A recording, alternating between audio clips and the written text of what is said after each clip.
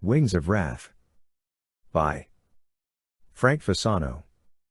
First book in the Seven Deadly Sins series. Introduction. Reader beware.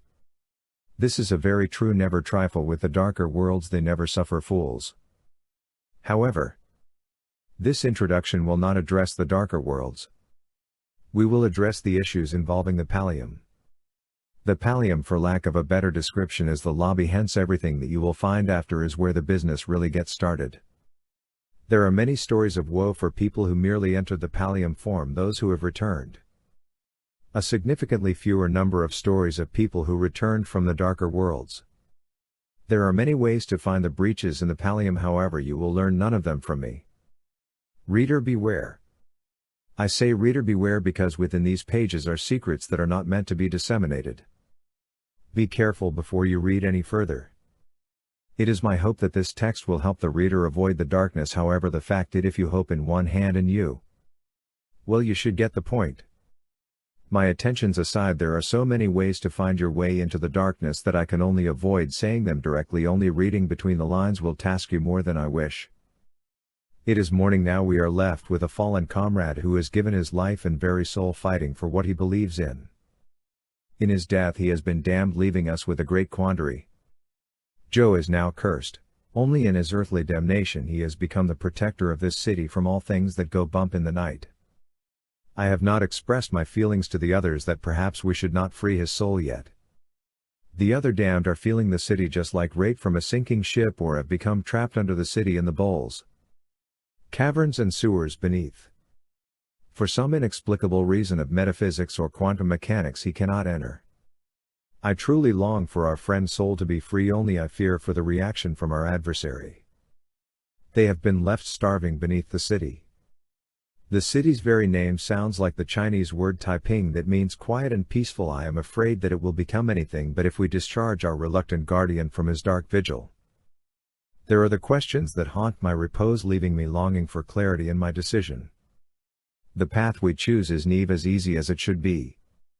I am grateful for each of our failures. Maybe if they starve down there for a few more weeks we will be able to handle what emerges from there, only right now I have my doubts. If we had Joe on our side, I would be much more confident of our success. However, David alone, I fear it would overwhelm him, then destroy him with guilt. Damon is another entirely different collection problem that I do not wish to get into at this time. Things have become very complicated and I do long for the days when I was only expected to do little more than document events and not participate in them. Times have come, days have passed. Longing for those things that. How do we know where we are and where we go? The sun will rise then set again. We never know what we begin. Hopes and dream gleam and fade. Chapter 1. The Trap. The night wind blew slow and cold after the sweltering day. Everything was moving in a disjointed imitation of time. The hunter and the damned crouched in the dark alley just off of Hoping East Road, looking out at the dark street. Even the sounds of the night market had gone quiet long ago. Nothing was left of the daytime word. It was the time for shadow dancers. Things just linger longer, time moves slower. It was as if even time was carful as it passed in this place. No place or time for inaction. The hunter fingered his automatic gently, lacking his usually zen dispassion. Knowing that there was a damned standing right behind him always did that to him. The creature was breathing down his neck now, looking over his shoulder. He could hear a soft jingling, so he looked both direction up and down the street, trying to see what the cause of the disturbance was. Just then a small crouched figure turned the corner. He looked closer. It seemed to be an old man walking a frickin' dog. For crying out loud, if this whole night's work, no whole week's work to set this up, was blown by a toy dog with incontinence that would just be perfect. The creature behind the hunter spoke, asking what is going on? The hunter hushed the abomination to the living. The hunter turned, saying, "Shut up, Dante, just shut up and wait," in a soft hiss. He counted the steps that the man took. At 45 the dog finally stopped lifting its leg, then letting out few drops on the wall after he sniffed it. Then at 62 he wet a lamp post. Then when he went to sniff the sewer grate the small dog just started barking at full volume. The hunter cursed under his breath just as a hand reached out of the sewer to snatch the small animal. The hand was thin, very thin, then it snatched again at the animal. The old man was now pulling hard on the animal's leash trying to get it to go home. The animal was still barking as a head squeezed out from a place so small that egress should have been impossible, only it was happening. The old man leaned over picking the animal up and carrying it away. Then it froze nearly half in and half out of the ground, but something spooked it. The hunter could hear the sound of leathery wings swooping down.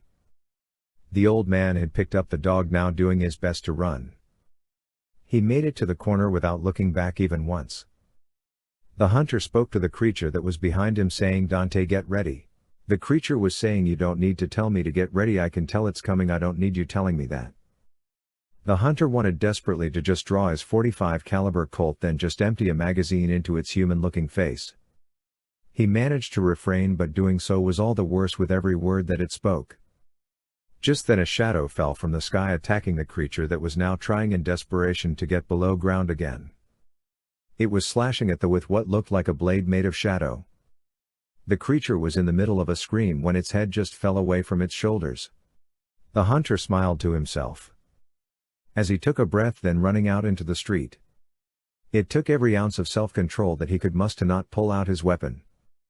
Only it would do little to no good against this creature. Not that thought was any comfort. He ran up behind it. When he was about 10 feet away it turned on him, its shadow sword at the ready. The hunter put out his arm in a non-threatening way saying, "No, don't, we are here to help." Pointing at himself, then turning to point at Dante behind him. Dante was behind him, however he was so far behind him that he was half in the alley. Then he gave a shy wave. The creature that looked like a shadow play image. That is, if you could make a shadow poly image stand up in the middle of a street in all 3 dimensions. Give off a total vibe of fear for about 5 blocks in every direction. Make you feel like you are going to soil yourself. Oh, yeah, and cut half a dozen damn to ribbons in the blink of an eye. The shadow was mirroring the hunter's posture, just standing there. So he spoke in a slow, loud, clear voice saying, "We." Then after a quick look over his shoulder he corrected himself. "I am here to help you. Joe, it is me, David. You asked for my help, that is what I am here to do. I'm here to help you."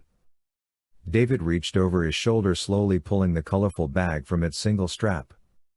He put the small handcrafted bronze bowl, then holding it in his left hand he pulled out 3 smaller pouches. Then he started to pour the contents of the first pouch into the bronze beggar's bowl. Then he could see the tall shadow growing impatient. It is really difficult to interpret a shadow's exact demeanor, however if a wraith could stand with its hands on its hips while it tapped its foot, that would be exactly what this one was doing. David said the incantation that he had practiced all week as he poured the red sand into the bowl.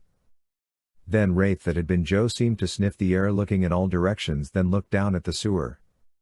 Turned around, let out a deep sorrowful scream, then leapt into the air. David started to curse and scream at the departing form, throwing the ancient bowl at the wall.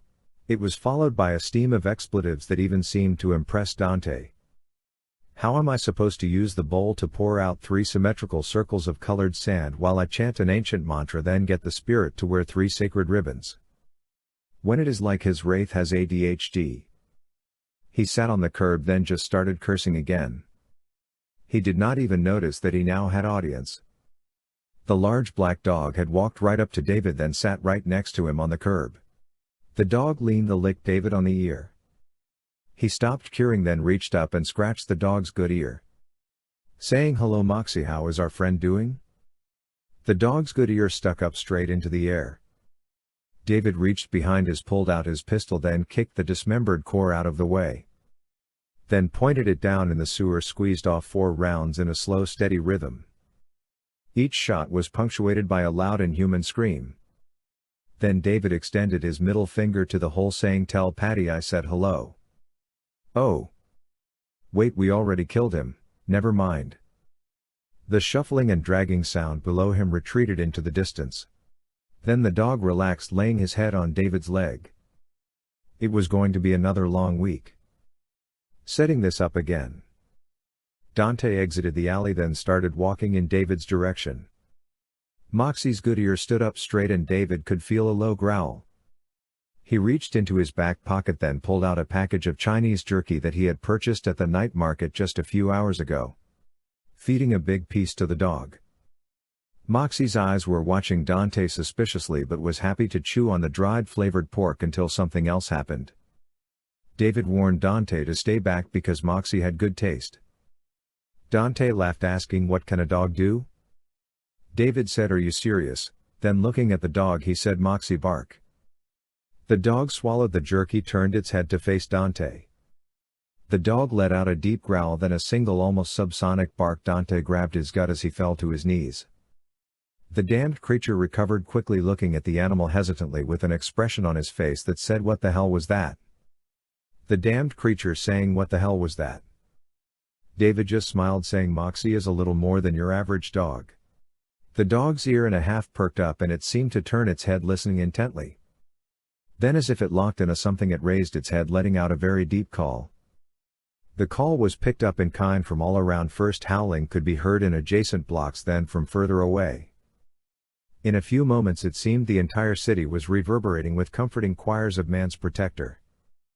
Then without warning Moxie sprang forward towards Hoping East Road. Whipping around the corner, out of sight but not out of this story, David and Dante packed it in for the night as far as that goes. They knew there was little chance to set up again and get the Wraith to return. With a few curses they packed up all the religion's relics that has cost a small fortune into the bags, then loaded them into the van that they had borrowed from the university. David dropped Dante off at the Grand Hotel and Dante invited him in for a drink. David thought apprehensively of what grabbing a drink with one of the damned would entail. Not liking the mental picture that it imparted, Dante assured him that it was some very good cognac that he had, so David relented. The hotel valet was off duty, so they just left the van in a parking space in front of the massive red and gold building. They entered the lobby, walking past the grand staircase to the front desk. Dante spoke to the young man behind the counter, saying, "Philip, what do you have for me?" The young Asian man smiled, held up a finger, ducking into the door behind the desk. He returned a moment later with a wooden box, handing it to Dante. It reached into a pocket, but the young man held up a hand as to dissuade the gesture, only to be handed a few large bills, then pocketing them quickly with a grateful half bow. Dante pointed to a staircase leading down, only saying, "Pool?" Philip nodded, holding up a single finger as to say, "Just 1 minute." A small older man appeared, then led them down the stairs and out of the building. The fresh air felt good as they were led through the now unlocked doors and down a large cement staircase to the outdoor pool. David and Dante sat at a table next to the pool just as the underwater lights were turned on. The soft blue glow came up from the pool, bathing the entire area with a soft blue light.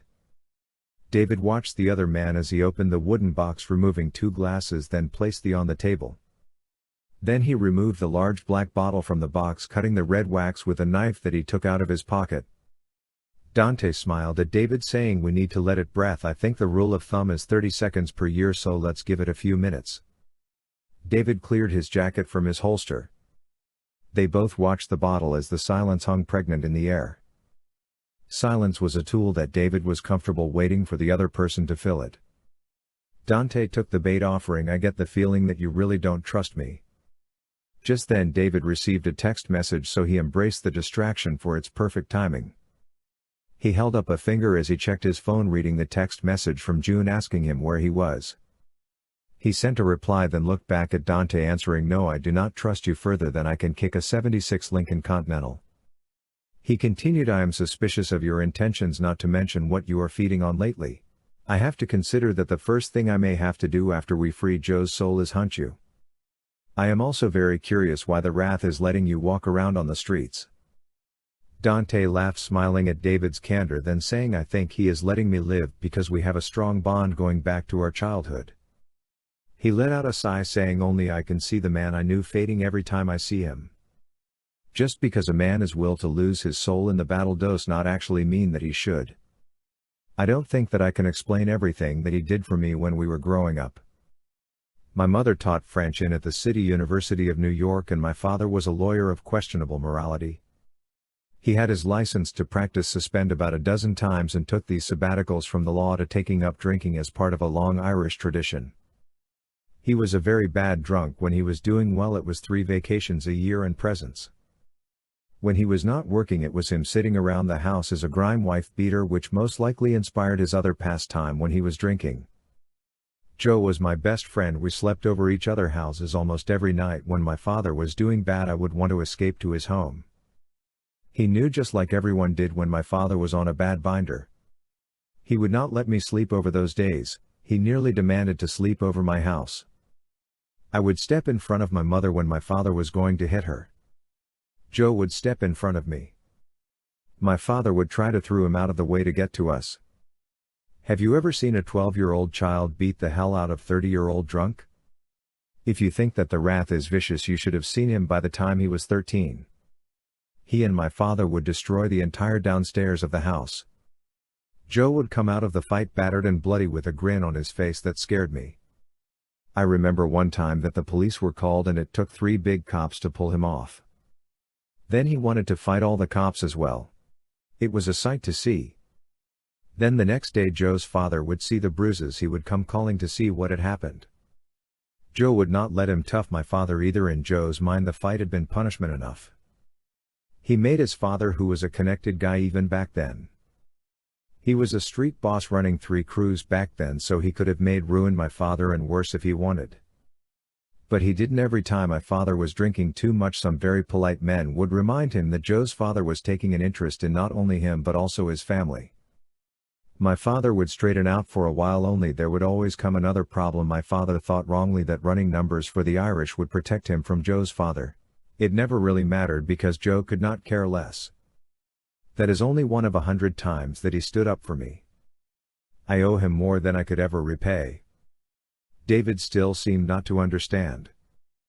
Dante's past and his present seemed disconnected by the whole being dead and damned. He said so that made Dante smile as he answered, "It seems to still matter to Joe. If it did not, he would have killed me already." David's phone beeped again, and he looked around, then answered the text. Moments later they saw the door at the back of the hotel open up and a tall, slender Asian woman start walking down the steps, swinging her hips with a sense of sensuality that came off of her like smoke off of 3-alarm fire. She walked up to the table asking, "Is someone going to offer a thirsty lady a drink?" Dante picked up the bottle saying, "Bien sûr. Belle dame," making her smile. She took the glass with a "Merci beaucoup, monsieur." Dante filled a glass nearly to the rim, then handed it to her. She gave a taunting grin, smelled the glass, then downed at one go, then sat on David's lap extending the glass again. Dante poured out another glass, handing it to David, then looked at June saying, "This bottle is probably twice as old as you are and should be savored." Then he refilled her glass only halfway this time.